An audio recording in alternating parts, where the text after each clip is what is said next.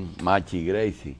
Hace 2 años tuvimos el placer de tener aquí en la revista a la doctora Magdalena Lizardo Espinal. Ella en esa ocasión nos trató el tema de el programa, el Plan Nacional de... Estrategia Nacional de Desarrollo. La Agenda Nacional de Desarrollo, una agenda que está hecha hasta el año 2030. Nosotros siempre nos preguntábamos hasta dónde la política permite trazarle a un país y a unos gobiernos futuros un plan nacional de desarrollo que, aunque nos da realmente el toque de país desarrollado, por otra parte ata bastante los programas de gobierno de los futuros presidentes de la República y partidos que puedan gobernar. El Pacto por la Educación, vamos a pedirle a la doctora que nos cuente si es parte de ese Plan Nacional de Desarrollo. Bueno, muy buenos días. Para mí realmente es un honor estar aquí, sobre todo con esa referencia que usted ha hecho, doctor Jacín, porque el Pacto por la Educación, el Pacto para la Reforma Educativa, por una educación de calidad para todos y todas, es una expresión del trabajo que se está haciendo de implementación de la Estrategia Nacional de Desarrollo. La estrategia contempla 3 pactos: el Pacto por la Educación, el Pacto Fiscal y el Pacto por la Reforma Eléctrica. Y esencialmente, ¿por qué la estrategia plantea estos 3 pactos? Porque son problemas que necesitan el concurso de todos, y además porque se reconoce explícitamente que no se resuelven en una administración de gobierno. Necesitan continuidad en las políticas que se adopten para que esas políticas puedan tener resultados, e involucran a todos, porque caso contrario no pueden alcanzar los objetivos que se proponen. En ese sentido, el Pacto por la Educación, la forma en que fue concertado, en que se fue generando el proceso de concertación, fue muy participativa. Desde el nivel del ciudadano común y corriente, a través de unos encuentros territoriales y de la habilitación de espacios para que las personas se pudiesen expresar sus pareceres sobre lo que entienden son los problemas principales de la educación dominicana y cómo poder abordarlo, hasta la creación ya de mesas de trabajo con personas expertas y representantes de instituciones directamente vinculadas con la educación. Como ustedes han podido acompañar desde agosto hasta acá, desde agosto del año pasado, estamos en proceso del pacto, que culminó el 1 de abril de la semana pasada con la firma del pacto. Este proceso se llevó, constó de varias fases: una fase inicial de consulta, después la discusión de lo que salió de la consulta, posteriormente la concreción ya con base a un proceso de concertación y finalmente la firma del pacto. Esa primera consulta, ¿cuántas propuestas se recibieron y cuántas comisiones estuvieron trabajando para buscar el consenso? Esas primeras consultas arribaron a más de 36,000 propuestas que a su vez podían descomponerse en aproximadamente 50,000 propuestas específicas vinculadas a planteamientos específicos. Es obvio que muchas de estas propuestas estaban interrelacionadas o se repetían. Nosotros llegamos a partir de un análisis, a consolidar esas propuestas en alrededor de 230 planteamientos específicos no repetidos. Eso se hizo a través de consultas en las 10 regiones de planificación del país, convocando tanto a la comunidad educativa como a otras personas y organizaciones representativas de esas regiones. Después, en torno a esos 236 más o menos puntos específicos, recomendaciones específicas, se organizaron 10 mesas de trabajo. Esas mesas de trabajo estuvieron sesionando desde enero del 2014 hasta finales de febrero de este año.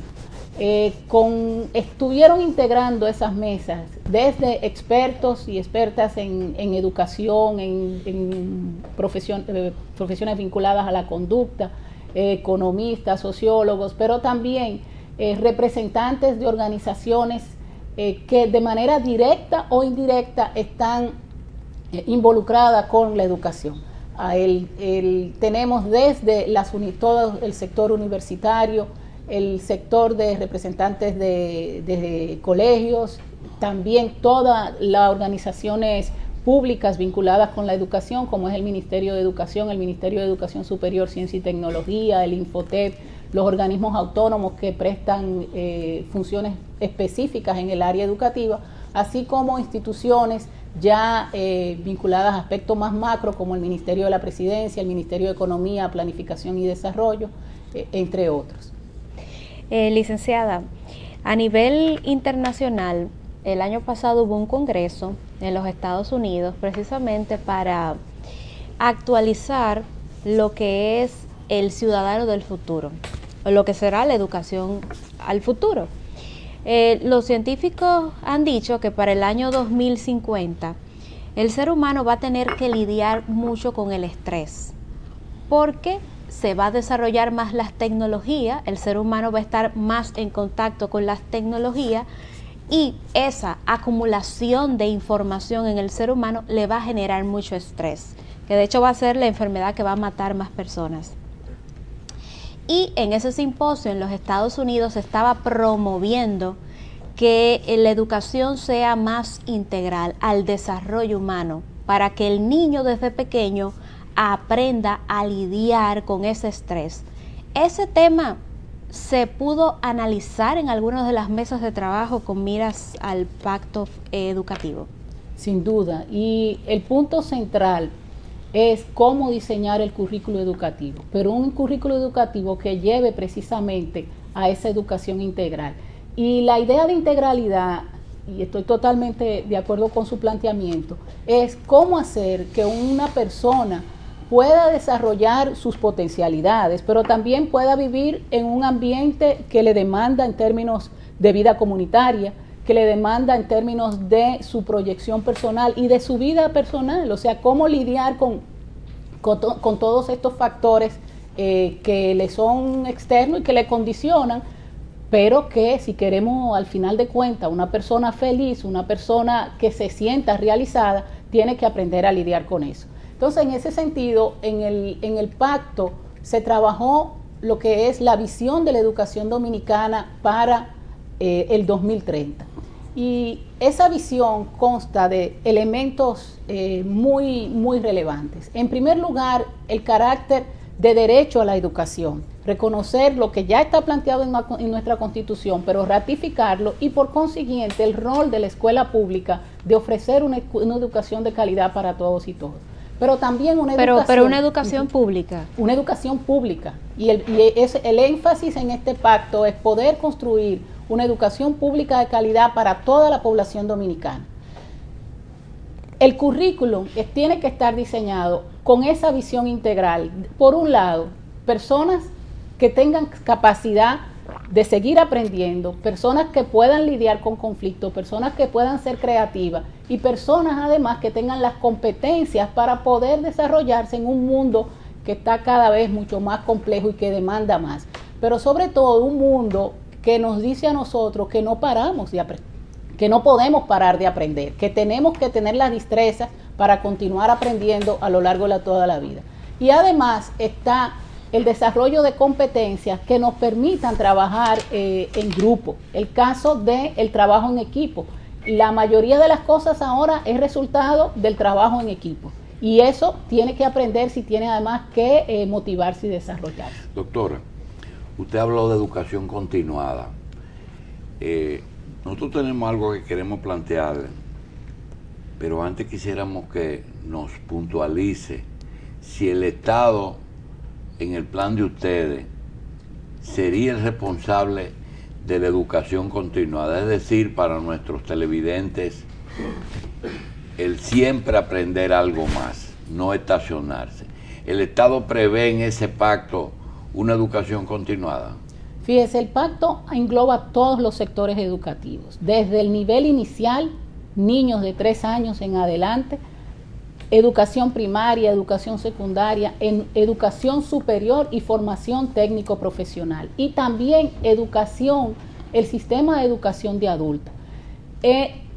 Nosotros tenemos que estar claros que hay competencias de obligación del Estado de proveerla, como es el caso de educación inicial, primaria y secundaria. La Constitución plantea esa obligatoriedad. Pero también la Constitución plantea dar salidas a ese joven que termina en secundaria, ya sea de irse a la universidad o de irse a la formación técnico-profesional. En ese sentido, eso está abordado en el pacto. Y lo que más a mí particularmente me llena de optimismo es que el pacto hace un gran énfasis en la coordinación de las ofertas en todos los niveles, de manera tal que una persona que consiga avanzar en aprender determinados oficios a nivel técnico, a nivel de Infotep, a nivel de escuelas vocacionales, pueda con claridad pasar a otros niveles reconociéndosele parte de ese aprendizaje, obviamente sujeto a evaluación, de manera tal que tengamos un sistema educativo coordinado y articulado, que la gente pueda verse que está progresando en el proceso. Bien, doctora, usted trató los diferentes estamentos de educación y realmente hay educación para sobrevivir y hay educación para producir y hay educación para enseñar, es decir, son diferentes etapas y nos habló de alfabetización. La alfabetización es prácticamente un derecho humano. Ya no puede manejarse un ser humano en el planeta Tierra sin, no solamente con ya sé leer, sino con la segunda etapa, que es la comprensión y el poderse mover en cualquier medio, en cualquier edad, es decir, niños, adultos, saber leer y comprender y aplicar lo que saben. Después viene la educación primaria, es decir, eso que el ser humano necesita tener conocimiento de todo un poco para poder entrar en el tren de la vida. Luego viene la intermedia, educación intermedia, que es la que lo califica para salirse ya con una profesión técnica después de tener lo que decíamos antes que era un 8º grado. Viene el bachillerato, que para fines nosotros no es más que un preparatorio para una carrera universitaria o técnico profesional. En el pacto se visualizaron todos esos aspectos. Todos. Y hay incluyendo la alfabetización. Mire, el pacto plantea algo que ya está consignado en la estrategia, pero se ratifica, y es la universalización de la educación inicial desde los 3 años. Actualmente en la República Dominicana la educación inicial es a partir de los 5 años. El gran elemento de por qué iniciar temprano es que esos años son cruciales para el desarrollo neuronal de los niños y niñas y de comenzar a desarrollar destrezas básicas. Entonces, eso es el primer elemento importante, comprometernos a una educación inicial desde los 3 años. Pero también nosotros tenemos una innovación muy importante en educación secundaria y en educación primaria. En educación primaria, hacer un énfasis en lo que es el desarrollo de las destrezas del lenguaje, en el desarrollo de las destrezas lógicas matemáticas. Algo que está en el currículum actual, pero necesitamos desarrollar metodologías, estrategias que efectivamente hagan que los estudiantes aprendan. En nivel secundario, una de las innovaciones que está asociado a este pacto es que a partir cuando el estudiante termine el 2º año de bachillerato, o sea que le estén faltando 2 años para terminar el bachillerato, todos los estudiantes serán sometidos a una prueba de aptitud con el propósito de identificar cuáles son tus potencialidades desde el punto de vista de destreza, qué te gusta, por dónde te gusta, qué te gustaría hacer, cómo desarrollarte. Vocación. Exactamente. Todavía existe eso, ¿eh? No existe. A nivel de segundo de bachillerato. No, todavía existe la vocación. Existe, doctor. Sí, existe la vocación. Licenciada, existió. Existe. Existió el problema de los programas de vocación a nivel de segundo de bachillerato. Existió. Hay periodistas famosos de aquí que se fueron a abrir la escuela de periodismo con solo el segundo de bachillerato. Bueno, lo importante de esto es que las personas comiencen a visualizar que a través de la educación, no solamente el desarrollo personal, sino también ir desarrollando destreza para involucrarse en el mundo laboral. Y en ese sentido, otro punto del pacto es el revalorizar la formación técnico-profesional y la educación a nivel técnico. No todo el mundo tiene que terminar con un título universitario. Eso no significa que no haya educación superior a nivel de colegios, de institutos tecnológicos comunitarios, a nivel de formación técnica, que es una oferta que se quiere desarrollar y profundizar. Licenciada. Vamos a hacer una pausa y vamos a venir con Gracie porque realmente nosotros quisiéramos saber cuál es el producto terminado que planificó el Pacto por la Educación. Adelante. Amigos, estamos conversando con la doctora Magdalena Lizardo. Ella pertenece a la Unidad Asesora de Análisis Económico y Social del Ministerio de Economía, Planificación y Desarrollo. Y estamos analizando a los acuerdos a que se arribó con la firma del Pacto Educativo que está comprendido en la Estrategia Nacional de Desarrollo del año 2030. Doctor, usted ha mencionado los perfiles y competencias. Y en ese sentido, me gustaría saber si en las mesas de discusiones se llegó a algún tipo de acuerdo para que las universidades en su oferta académica tengan consonancia con las necesidades del mercado, a fin de que los jóvenes que salen de las universidades puedan entonces insertarse rápidamente al sector laboral. Sí, fíjense, en el pacto se arribó que de parte del Ministerio de Economía, Planificación y Desarrollo, junto con el Ministerio de Educación, el MESID, Ministerio de Educación Superior e Infotep, el Estado va a coordinar la realización de una serie de estudios prospectivos de qué es lo que se está necesitando en cada región. No solamente a nivel nacional, sino a nivel regional, qué es lo que necesitan de recursos de formación y de competencia esas regiones para poder desarrollar sus potencialidades en términos económicos y en términos sociales. A partir de esos estudios que se harán de forma periódica, no menos de 3 años es lo que se está planteando, esos estudios servirán a las universidades y al MESID para perfilar cuál es la oferta académica que van a ofrecer. De manera tal que la idea es, primero, pensemos en que el país tiene una potencialidad en todo su territorio, que necesitamos identificar qué es lo que se necesita en San Juan de la Maguana, qué es lo que se necesita en Dajabón, en Samaná o en Punta Cana, en materia de recursos humanos, en los distintos niveles educativos. Y a partir de ahí, las instituciones de educación superior, el Infotep y las demás instituciones públicas que ofrecen formación técnico-profesional, comenzar a diseñar su oferta para dar respuesta a esas necesidades. ¿Y en ese acuerdo lo firmó la Universidad Autónoma de Santo Domingo? Sí, la UAS lo firmó y se integró desde el primer día a todo el proceso de concertación. Fíjense que una de las cosas que yo entiendo que fue interesante del proceso, no solamente lo que se plasmó en el acuerdo, en el pacto, sino también del proceso mismo, es en la medida en que cada institución, cada sector puso sobre la mesa cuáles eran los elementos que entendían relevantes y con los cuales estaban en disposición de negociar o que había que continuar dialogando porque todavía no hay condiciones para uno poder llegar a acuerdos sobre eso.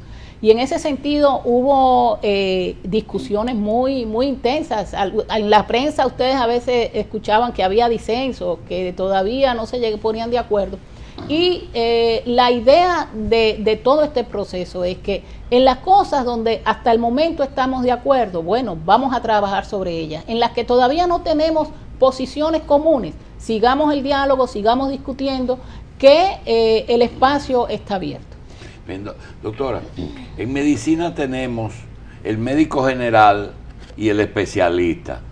Da la sensación de que el Pacto por la Educación ha preparado un hombre, me refiero a un género común a los dos, un hombre para el futuro médico general, es decir, preparado en términos generales para enfrentar cualquier estudio o cualquier situación o cualquier trabajo.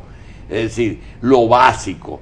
Realmente en la especialización no hizo hincapié, es decir, unas universidades que no tienen ningún control con respecto a que deben de ser especializadas, es decir, universidades para preparar economistas o en el área de la economía, universidad en ciencias de la salud, universidad en fine arts, ¿cómo se llama? Sí. Bellas artes, etcétera. La pregunta es la siguiente: no entraron en ningún caso en la especialización del hombre terminado. No, a ese nivel, excepto en una situación. A ese nivel de decir la especialización de universidades en determinadas áreas, no. Lo que sí se llegó, como le digo, es una oferta académica vinculada y que responda a las necesidades del país. Ahora sí hubo un esfuerzo muy, muy detallado en lo que es la formación de docentes, por entender que en estos momentos es vital que la formación de los que van a ser maestros y maestras requiera la mayor atención, tanto de parte de las universidades, tanto de parte del Ministerio de Educación Superior, Ciencia y Tecnología, como del Ministerio de Educación. Y en ese sentido, el pacto tiene todo un acápite dedicado a la formación del docente, que va desde diseñar un sistema de apoyo, de incentivo que permita atraer a los mejores estudiantes a querer ser maestros y maestras, hasta centrar la formación que dan las universidades de los docentes en el manejo. ¿A reclutarlos ahí mismo? No, a reclutarlos no, a atraer en el sentido de que aquellos estudiantes buenos del bachillerato, que tienen vocación, que tienen potencial para ser profesores, que se le pueda proveer algún tipo de apoyo, beca, para que se dediquen a tiempo completo en la formación. Eso está bien, porque tú no haces nada a un niño con darle el desayuno, darle una tanda corrida, darle 7 horas de escuela y ponérselo en las manos a una persona que no tiene el manejo es decir, no va a tener ni papá ni maestro porque está fuera de su casa. La idea es prestar mucha atención a esos nuevos profesores que se van a formar y que el país necesita para poder tener metas de cobertura universal, porque ese es el punto. Ahora mismo nosotros tenemos 95% de los estudiantes que necesitan ir a escuela primaria en la escuela primaria, pero en secundaria nos falta, tenemos un déficit inmenso, y en educación inicial. Entonces, lo que se está planteando en el pacto para formación de maestros, en resumida cuenta, primero, una prueba para aquellos que quieren ser maestros. Se le va a aplicar una prueba diagnóstica de saber si efectivamente tienen potencial para esto, cuáles son las deficiencias que tienen y qué tiene que reforzarse. El apoyo a aquellos estudiantes sobresalientes que evidencien vocación a través del sistema de becas por parte del MESID. La inclusión o una formación en la universidad de las escuelas de pedagogía esencialmente centrada en el currículo que esos maestros y maestras futuros tendrán que desarrollar en la escuela. La profundización de lo que es la práctica docente, de manera que a través de liceos experimentales y de escuelas experimentales y de ir al estudiante de pedagogía, ponerlo en contacto directo con las prácticas con estudiantes y retroalimentarlo, que eso pueda ayudar en una mejor formación de estos maestros y maestras. Y además hay una serie de iniciativas también para el maestro que ya está dentro del sistema, que pueda continuar su proceso de formación, identificar dónde están sus debilidades y a través de un sistema de capacitación fortalecer aquellas cosas que tienen que hacerse mucho mejor. ¿No se van a contratar maestros extranjeros? para ese proceso.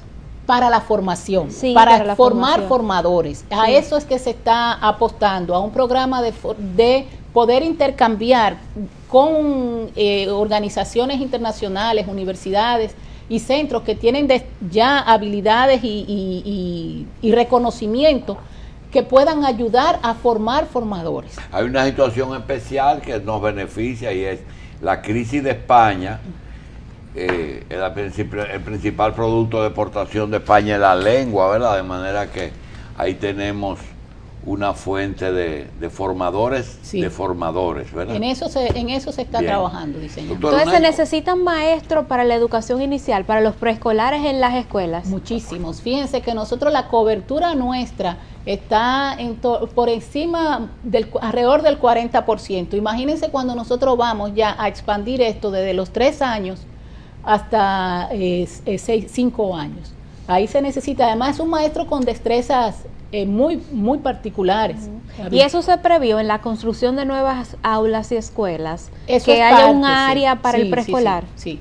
Todo eso está durante del proceso de ampliación de la infraestructura. Hay un elemento del pacto y es que se plantea que podamos en los próximos 10 años poder suplir las deficiencias de infraestructura que tenemos para poder llegar a la universalización en esos La tres estancia niveles. infantil no tiene que ver con lo que está preguntando Sí, Grecia. están vinculadas. Las estancias infantiles que está Y están dentro del presupuesto. Sí, el proceso de construcción de esas estancias están.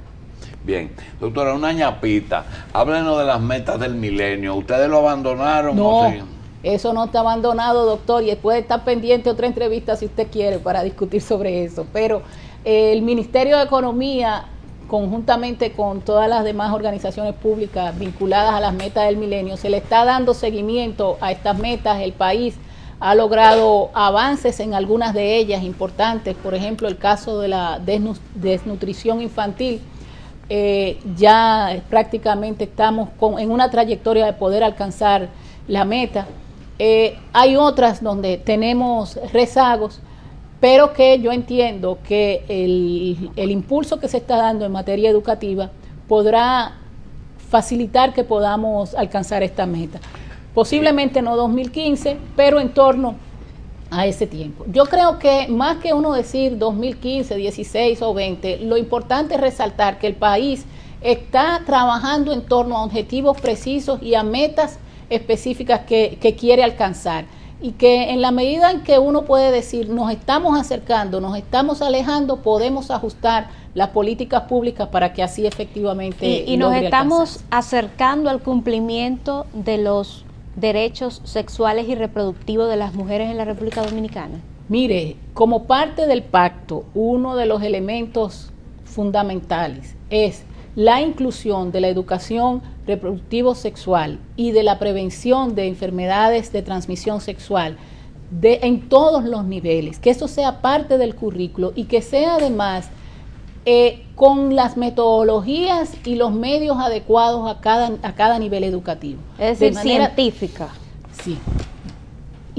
Pero apropiado a cada nivel. Hablar de sexualidad, hablar de las condiciones reproductivas no es lo mismo para un niño de 6, 7 u 8 años a un adolescente de 18 o 15 años. Entonces, metodologías apropiadas, pero que se está reconociendo en el pacto lo fundamental que es la educación sexual para evitar embarazos en adolescentes, para asegurar una vida sexual segura de la persona y además responsable desde el punto de vista de la formación de valores de paternidad y maternidad responsable. Doctora, el actual presidente de la República, en una conversación en el pasado, nos decía que desgraciadamente todo es político, desgraciadamente. Nosotros queremos preguntarle, el Ministerio de Planificación y Economía tiene ahora un titular que quiere ser presidente de la República. ¿Eso ha afectado el desenvolvimiento del ministerio? En lo absoluto. Nosotros ahora estamos lanzando el plan estratégico. ¿No hay un viceministerio de Monto Clemontá para presidente? No hay, no No lo entiendo. hay. Allá hay varios viceministros, están todos con funciones asignadas a lo que es la labor institucional. Y como le dije, nosotros estamos lanzando ahora el plan estratégico, el segundo plan estratégico institucional Bien. del ministerio, Doctora, que nos va a permitir, doctora, hacer énfasis en lo que usted siempre me ha dicho. ¿Cuánto vamos a necesitar de comida de aquí a 2030? ¿Cuánto vamos a necesitar de camas médicas y ese tipo de cosas? De manera prospectiva, tomando en consideración la proyección de la población, las necesidades, los movimientos de esta población y las aspiraciones que tenemos, específicamente mucho más concreto, una planificación mucho más. Y esa planificación incluye la posibilidad de la aprobación de una ley de migración diferente a lo que tenemos. No, la Estrategia Nacional de Desarrollo plantea una serie de objetivos en materia de control de flujos migratorios en función de las necesidades de desarrollo del país. Bien. Y no se ha planteado eso explícitamente. Doctora, para nosotros terminar, dicen que entre bomberos no se pisan la manguera, pero hay que marcar diferencia. Como usted tiene muchos años en el ministerio, ¿usted nota un cambio de actitud en los dos estilos de gobierno, pasado y actual? Doctor, mire, son estilos diferentes y prioridades y énfasis en determinados aspectos. Yo creo que la administración del presidente Fernández dejó un legado importante en materia de lo que fue la nueva Constitución Dominicana, que asigna una serie de derechos a la población y regula una serie de aspectos importantes. La propia Estrategia Nacional de Desarrollo se concertó durante la administración del presidente Fernández. Yo creo que la administración del presidente Medina ha tomado elementos de esa estrategia y la ha importantizado en la ejecución, en la implementación, elementos, por ejemplo, asociados a toda la apuesta a la educación, a la alfabetización, la apuesta a la inclusión económica de pequeños productores, el relevamiento de la agricultura. Yo creo que son énfasis de cada administración de gobierno. Doctora, yo sé que no es su función y la queremos meter en esas cosas, pero ¿usted no le llama la atención de un gobierno como el del doctor Fernández, que llenó el país de vías de acceso, un país que hoy mismo lo que hay que darle mantenimiento, porque en honor a la verdad es una nación bien comunicada, en un país de donde no hay un centro de salud que esté a menos de 30 minutos de cualquier punto alejado del país, es decir, que un paciente está a 30 minutos como mucho de un gran centro de salud, de un país donde hay un metro en una isla, que mucha gente no ha sopesado eso. Sin embargo, ¿cómo usted juzga que un hombre que gobierna por 600 días, va a tener mañana, Danilo, ya casi tiene la erradicación del analfabetismo, y aquel en 8 años no se preocupó por enseñar a leer y escribir a todo el mundo? Doctor, mire, cada gobierno pone sus prioridades. En un país en desarrollo hay muchos puntos que atender y lamentablemente el país como sector público no tiene siempre todos los recursos para poder decir que todas las prioridades se están atendiendo. Yo creo que el doctor Fernández, como usted ha dicho, hizo hincapié en la parte de infraestructura. La infraestructura hay que reconocer también que es fundamental en un proceso de desarrollo. Y ha llegado el momento en que también la propia población dominicana reclamó, y así se hizo evidente, en una mayor atención a la educación.